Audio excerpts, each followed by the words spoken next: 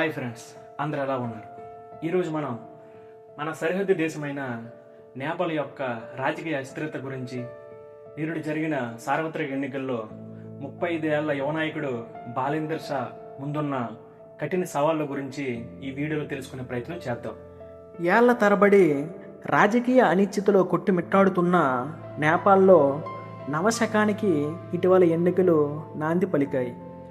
రాష్ట్రీయ స్వతంత్ర party RSP అఖండ విజయం సాధించడంతో అక్కడ సుస్థిర ప్రభుత్వ ఏర్పాటుకు మార్గం సుగమమైంది.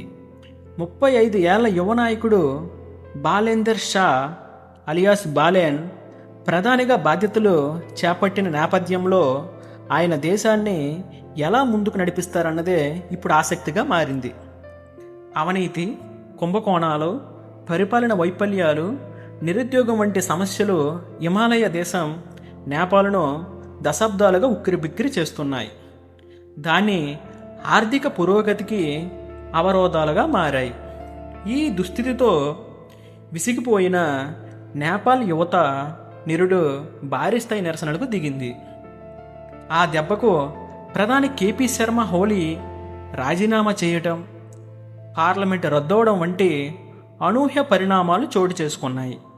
అలాంటి పరిస్థితుల్లో నేపాల్లో ఇటీవల జరిగిన సార్వత్రిక ఎన్నికలు అంతర్జాతీయ దృష్టిని ఆకర్షించాయి.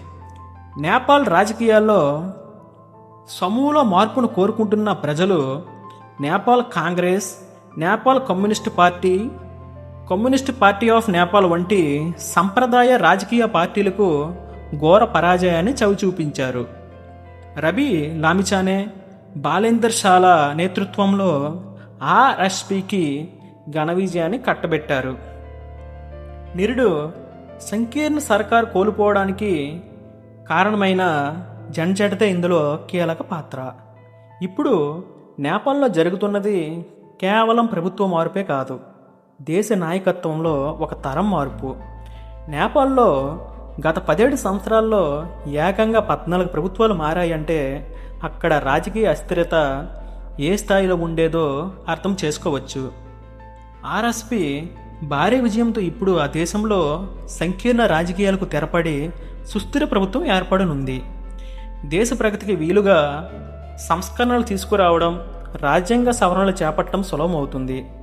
ఆర్ఎస్పిని గెలిపిస్తే దేశంలో అవినీతిని నిర్మూలిస్తామని, తలసరి ఆదాయాన్ని రెట్టింపు చేస్తామని, 15 లక్షల ఉద్యోగాలు ఇస్తామని ఆ పార్టీ చైర్మన్ రబీ లామిచానే కీలక నేత బాలేన్ ఎన్నికల ప్రచారంలో ప్రజలకు భారీ హామీలే ఇచ్చారు. తమపై నేపాలీలకు ఉన్న అంచనాలు అందుకోవడం ఈ ద్వయానికి అంత తేలికేమీ కాదు. ముఖ్యంగా ప్రధాని హోదాలో బాలేన్కు కఠిన సవాళ్లు తప్పకపోవచ్చు.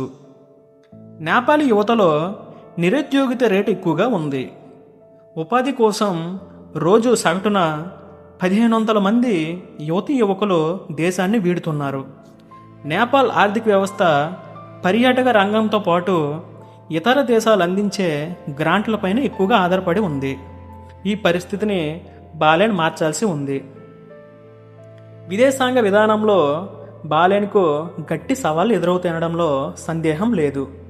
ఇండియా, చైనాలతో సంబంధాలను సమతుల్యతను పాటించడం ఆయనకు కత్తి మీద సామే.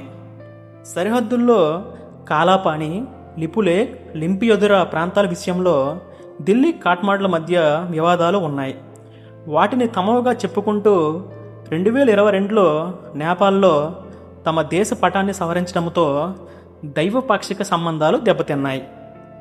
పాలన విషయంలో పెద్దగా అనుభవం లేని బాలేన్ ఇవన్నీ ఎంతవరకు చేసి చూపిస్తారో చూడాలి.